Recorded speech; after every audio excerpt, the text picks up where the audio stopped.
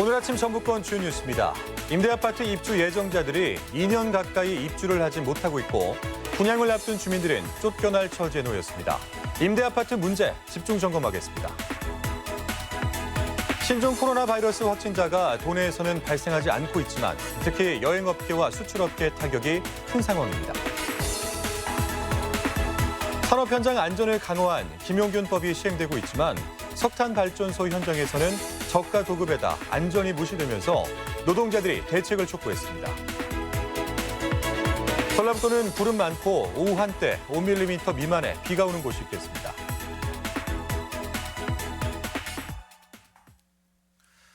여러분 안녕하십니까? MBC 뉴스투데이 이어서 전북권 뉴스입니다. 오늘은 갈 곳 없는 임대아파트 주민들 이야기 먼저 해보겠습니다. 건설사 부도로 입주는 차일피일 미뤄지고 있는데 보증금은 주지 않고 또 언제가 될지도 모를 입주를 마냥 기다려야 하는 주민들이 있습니다. 특히 서민 주거 안정을 위해 설립됐다는 주택보증공사마저 주민들을 옥죄고 있다고 합니다. 먼저 송인호 기자입니다. 군산 지역 500여 세대 규모의 임대주택입니다. 업체의 자금난으로 공사가 중단돼 주택도시보증공사가 이어받았습니다. 이미 입주가 1년 반이나 늦어진 데다 완공되려면 다시 1년을 기다려야 한다며 입주 예정자들은 환불을 요구하고 있습니다. 공사 측은 그러나 공사 진도가 80%를 넘으면 환불할 수 없다는 약관을 내세워 거절했습니다. 입주민들은 16층부터는 바닥 미장도 안 돼 있고 20층부터는 손가락이 들어갈 정도로 벽돌만 쌓아놓은 상태인데 85%를 넘는다는 공사 측의 주장은 믿을 수 없다고 반발하고 있습니다. 저희 규정상의 공정률은 감리자가 확인한 공정률에 따르게 돼 있습니다. 입주자들의 3분의 2 동의를 얻어야 환불해준다는 조건도 문제입니다. 한 사람이 몇 채씩 갖고 있거나 계약금만 내고 중도금 한 번 안 낸 상당수 분양자들은 회사 측 물량으로 판단되기 때문에 환불에 반대할 소지가 크다는 것입니다. 4명의 이름으로 약 50채가 계약자들이 바뀐 정황들을 저희가 알기 때문에 이 상황에서 3분의 2의 동의를 얻는 것이 저희들한테는 오히려 피해를 키울 수 있다라고. 부정 입주자를 가려달라는 요구에도 공사 측은 약관을 내세우며 어렵다는 입장입니다. 어렵습니다. 조사가 불가능하다는 말씀이신가요? 예, 저희가 어떤 식의 그거를 할 수 있는 추려내고 그 단계에서는 어려운 상황이죠. 입주가 늦어지면서 원룸이나 심지어 비닐하우스에서 지내고 있는 입주 예정자들은 서민 주거 안정을 위해 설립된 공기업이라는 취지에 맞게 공정률과 부정계약자 재조사에 적극 나서라고 요구하고 있습니다. MBC 뉴스 송인호입니다. 네, 그런가 하면 또 다른 임대아파트에서는 분양을 기다리던 주민들이 쫓겨날 위기에 처해 있다고 합니다. 건설사가 바뀌면서 분양 자체가 불투명해졌기 때문인데요. 보증공사나 군산시도 답을 내놓지 못하고 있습니다. 박연선 기자입니다. 군산 삼북동의 한 임대아파트에 사는 김형호 씨. 지난 2014년 5년 임대 후 분양 조건으로 입주했지만 분양은커녕 쫓겨날 위기에 처했습니다. 아파트 건설사가 경영난으로 바뀌었는데 바뀐 곳마저 사정이 어렵다며 나가줄 것을 요구해온 겁니다. 내 집 마련을 할 수 있는 그 희망을 갖고 이제 지나고 있다가 이제 갑작스럽게 이제 통보를 받은 거죠. 이제 회사가 부도 처리가 될 수도 있고. 이유는 건설사의 과도한 대출 때문입니다. 건설사는 아파트를 담보로 세대당 1억 6천만 원의 빚을 졌는데 예상 분양가는 1억 2천만 원에 불과해 돈을 갚기 어려운 상황입니다. 보증공사는 건설사의 보증보험을 연장해주지 않았고 결국 주민들은 새 집을 구해야 하는 처지가 된 겁니다. 하루아침에 집을 이제 나가야 되는 상황인 거죠. 이제 돈도 없는 상황이고 지금 은행에서도 지금 연체가 되는 상황이고 119세대 중 88%인 105세대는 그나마 보험에 가입해 1억 원의 보증금은 건질 수 있지만 건설사를 믿고 보험조차 들지 않은 14세대는 보증금까지 날릴 처지입니다. 불안하죠. 만료까지는 좀 불안하게 사는 입장이죠. 저희가 돈을 끼는 거죠. 최악의 상황에 갔을 때는. 보증금은 꼭 갚겠다고 약속했던 건설사 대표마저 연락이 끊긴 상태. 보증공사는 물론 관할기관인 군산시마저 구제가 어렵다는 입장입니다. 참 안타까운 부분이 있는데 구제할 수 있는 제도가 전혀 없죠. 그렇습니다. 현재로서 이 규정에 따르면은 여지가 있다 그러면 여지가 있다고 말씀을 드릴 텐데 건설사의 무책임과 공공기관의 무관심 속에 서민들의 내 집 마련의 꿈은 산산이 조각날 위기에 처하고 말았습니다. MBC 뉴스 박연선입니다. 다음 소식입니다. 신종 코로나 바이러스의 확산은 불안감과 함께 지역 경제에까지 영향을 미치고 있습니다. 다중이용시설에는 체온감지 장치가 등장했고 대중국 관련 업계에도 불똥이 튀고 있습니다. 유리용 기자입니다. 전주에 있는 한 대규모 사무용 건물. 현관에 드나드는 사람들의 체온이 모니터 화면 위에 빨간색과 노란색 등으로 일일이 표시됩니다. 하루에도 수천 명이 출입하는 곳이라 전염도 빠를 수밖에 없어 만일의 사태를 선제적으로 대비하는 겁니다. 은행에도 많은 고객분들이 찾아오시기 때문에 그분들께서도 중국을 방문하였다거나 아니면 잠복기를 가지신 분들이 계실 수도 있기 때문에 중국 우한에서 발원한 신종 코로나 바이러스가 확산 추세를 보이면서 지역사회에도 불안감이 엄습하고 있습니다. 여행업계는 직격탄을 맞고 있습니다. 중국 여행을 취소하는 전화가 빗발치고 주변국 여행 예정자들까지도 취소를 검토하는 상황입니다. 중국 가시는 분들은 일단 취소를 하시고요. 동남아도 웬만하면 취소를 하시려고 하는데 이제 페널티가 있다 보니까 일단 공항 자체를 가시기를 꺼려하시는 분들도 계시기도 하고. 대중국 수출 비중이 28%에 달하는 도내 수출 기업들도 걱정입니다.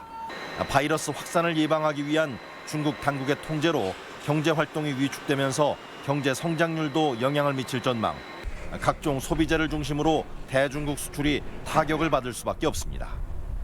전라북도로서는 중국이 제1의 수출 시장이기 때문에 중국 경제 위축에 따라서 우리의 수출 물량 감소에도 다소간의 영향이 있을 것으로 우려가 됩니다.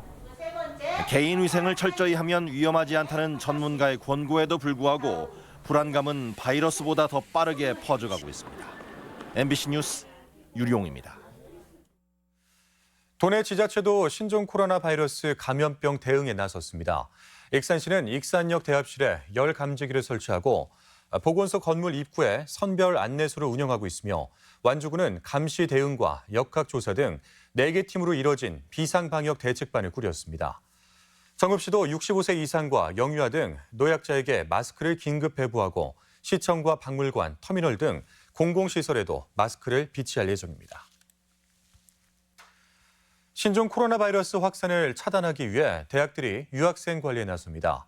원광대는 440여 명의 중국인 재학생들이 대부분 고국으로 돌아간 상태지만 개강을 앞두고 있어 기숙사 입사 수속과 체류 학생 현황 파악에 주력하고 있습니다. 전북대와 전주대도 방학 후 귀국하는 중국인 유학생들에 대해 방역본부의 지침에 따라 신고 절차를 이행하고 관련 조치를 취할 계획입니다. 신종 코로나 바이러스 감염증 의심 환자가 나타나고 있지만 다행히 확진자는 나오지 않고 있습니다. 도보건당국은 폐렴 증상을 보이는 30대 의심 환자를 어제까지 2차례 검사한 결과 모두 음성 판정을 받았다고 밝혔습니다. 또한 중국 우한공항을 통해 입국한 22명과 어학연수를 갔다가 중도 귀국한 학생과 교사 57명의 건강에는 문제가 없는 상태입니다. 익산 을 선거구에 출사표를 낸 한병도 전 청와대 정무수석을 검찰이 기소했습니다. 서울중앙지검은 지난 28일 한 전 수석에 대해 2년 전 지방선거 당시 전 민주당 최고위원에게 출마 포기를 권유하며 공기업 사장 자리를 제안한 혐의를 적용해 공직선거법 위반으로 기소했습니다. 한병도 전 정무수석은 입장문을 통해 서둘러 13명을 기소하는 검찰의 저의가 궁금하다며 멈추지 않고 전진하겠다고 밝혔습니다. 지난해 교수들의 이딴 비위로 홍역을 치른 전북대가 부패 방지에 소홀했던 것으로 조사됐습니다. 국민권익위원회는 전국 270개 공공기관의 부패 방지 제도 운영 실태를 조사한 결과 전북대는 대부분 항목에서 점수가 저조해 가장 낮은 5등급을 받았습니다.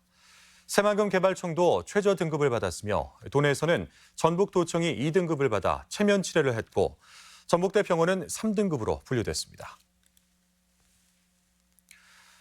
화력발전소 근로자 사망 사건을 계기로 위험의 외주화를 금지하고 또 산업 현장 안전을 강화한 이른바 김용균법이 시행됐죠. 그런데 정작 법 제정의 원인을 제공한 이 화력발전소는 외주화 금지 대상에서 빠진 데다 발전소 현장에서는 여전히 이 저가 도급에 안전이 무시되고 있는 상황이라고 합니다. 조수영 기자입니다. 군산 지역에는 3개 업체가 9개의 석탄 화력발전소를 가동하고 있습니다. 유지보수공사는 김용균법 시행 이후에도 여전히 외주업체가 진행하고 있습니다. 외주업체 근로자들은 석탄재에 포함된 결정형 유리규산 등 유독발암 물질에 그대로 노출된 채 작업하고 있다며 대책을 촉구했습니다. 미세먼지까지 막을 수 있는 특급 마스크 대신 값이 싼 2등급 마스크를 지급받고 있어 미세먼지를 마실 수밖에 없다는 겁니다. 싸니까 주겠죠. 싸니까. 자고 일어나면 눈곱이 엄청나게 끼고 뭐 자고 일어나도 그 새카만 가래 이런 것들이 많이 나와요. 또 밀폐 공간에 유해 가스가 없는지 사전에 작업 환경을 측정해야 하지만 현장에서는 무시되고 있다고 밝혔습니다.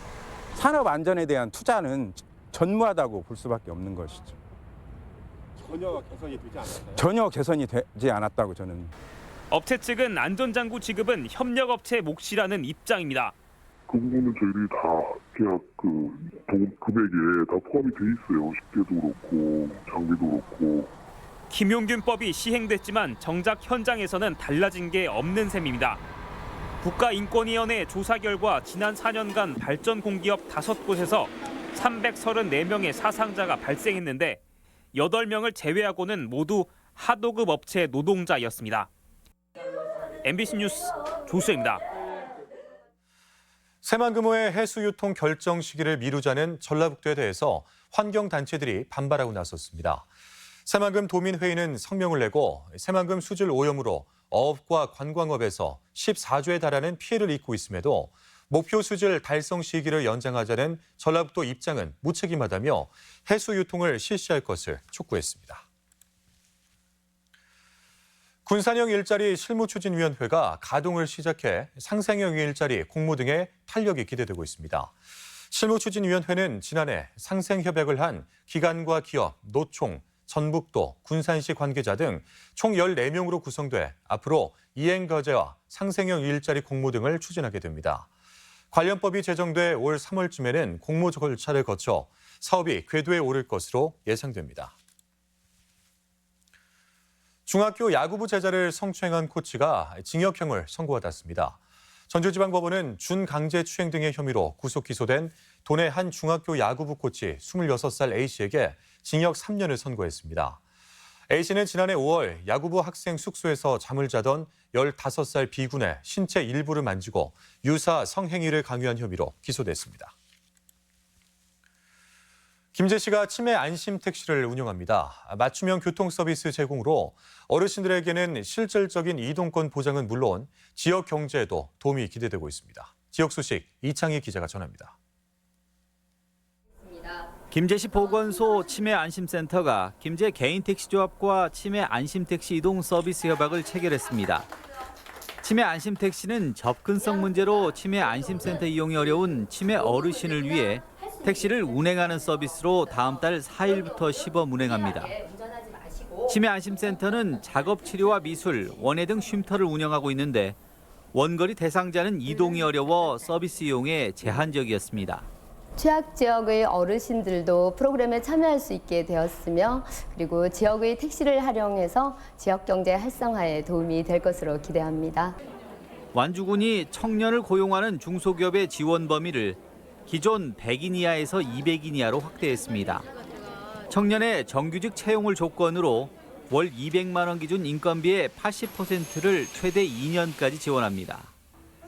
남원시 보건소가 비만 관리 교실을 운영합니다. 비만 관리 교실은 매주 수요일 오후 2시부터 1시간 동안 운영하고 분기별로 25명을 모집해 유산소 운동과 근력 강화, 식이섭취 교육을 진행합니다. 참여자는 체질량 지수가 25 이상이면 누구나 참여 가능합니다. 비만 교실 운영으로 시민들의 비만으로부터 자유로워지고 보다 더 건강생활 실천으로 남원 시민의 건강을 지켜나가겠습니다. 무주군은 다음 달 10일까지 농업인 실용교육을 진행합니다. 실용교육은 지역 농업기술센터 전문가들을 초빙해 인삼과 포도, 쌀 등 7개 품목에 대한 교육과 친환경 인증교육을 실시합니다. 제값받는 노지고추 재배 노하우는 오늘과 다음 달 6, 7일, 고품질 오미자 재배 교육은 2월 5일, 포도 재배 교육은 2월 10일 진행합니다. MBC 뉴스 이창익입니다. 구직을 위해 지역을 떠나는 청년의 비율이 전북이 전국에서 가장 높은 것으로 나타났습니다. 통계청에 따르면 지난 한 해 동안 전북을 떠난 인구는 도민의 0.7%인 13,000명으로 유출률이 전국에서 네 번째로 높았습니다. 특히 20대는 9,700명, 4.5%로 전국에서 비율이 가장 높았습니다. 전주국제영화제에 자원봉사자를 모집합니다. 전주국제영화제 조직위원회는 오는 4월 30일에서 5월 9일까지 열리는 제21회 영화제에 자원봉사자를 모집하며 오늘부터 신청을 접수합니다. 조직위는 서류와 면접 심사를 거쳐 360명을 선발하고 영화제 기간 활동비와 상영작 관람 혜택을 제공합니다. 다음은 저희 전주 MBC의 희망 2020 나눔 캠페인 성금을 맡겨주신 분들을 소개해드리겠습니다. 김제시 죽산면 명량 1구 마을 주민 17만 3천 원, 마포마을 주민 13만 원, 진안군 진안읍 학천 3동 마을 주민 41만 원, 학천 4동 마을 주민 18만 원, 대광 2동 마을 주민 40만 원, 상가막 마을 주민 20만 원, 대연장 마을 주민 14만 원, 정읍시 옹동면 영산 마을 주민 8만 원, 상산 마을 주민 12만 7천 원, 송월 마을 주민 12만 원, 용호마을 주민 18만 7천 원, 작수마을 주민 27만 8천 원, 성칠마을 주민 19만 3천 원, 상기마을 주민 6만 원, 저상마을 주민 9만 원,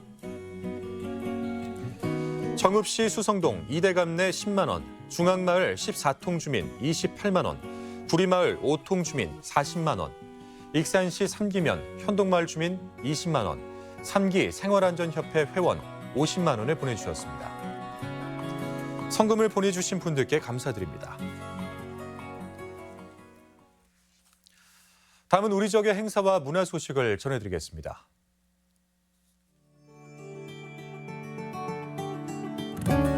군산 시립교향악단이 오늘 군산 예술의 전당에서 신년 음악회를 갖습니다.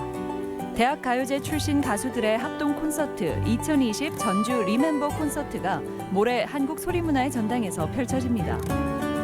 전북도립미술관은 오늘까지 창작 스튜디오 입주 미술가인 홍선기 작가의 결과전을 선보입니다.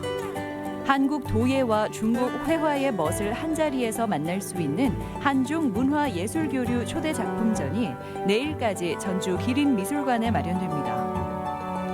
정읍시립미술관에서 반복된 시간들 소장품 기획 전시회가 열리고 있습니다. 김제지평선 아카데미가 오늘 김제시청에서 박예리 국악인을 초청해 강연을 진행합니다.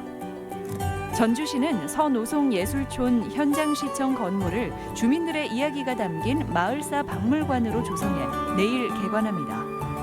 전북문화관광재단은 도내 14개 시군의 홍보 알림이인 JB문화통신원을 다음 달 3일까지 모집합니다.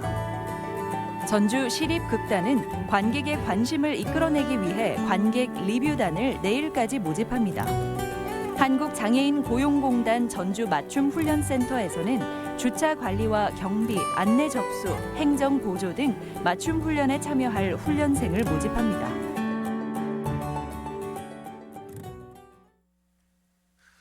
끝으로 날씨입니다. 전라북도는 구름 많고 오후 한때 5mm 미만의 비가 오는 곳이 있겠습니다. 지역별 기온입니다. 전주는 아침 기온 전주 0도에서 낮 기온 9도, 익산 영하 2도에서 10도, 동부권 무주는 영하 4도에서 8도, 장수 영하 2도에서 6도, 서해안권 군산은 1도에서 9도, 부안 0도에서 9도 등을 기록하겠습니다. 현재 초미세먼지 농도는 전주와 군산, 고창 등 6개 시군에서 보통, 나머지 지역에서는 좋음 수준을 보이고 있습니다. 오늘 하루 미세먼지와 초미세먼지 농도는 보통 수준으로 예상되지만 국내외 미세먼지가 모이면서 오후에 나쁨 수준이 나타날 수도 있겠습니다.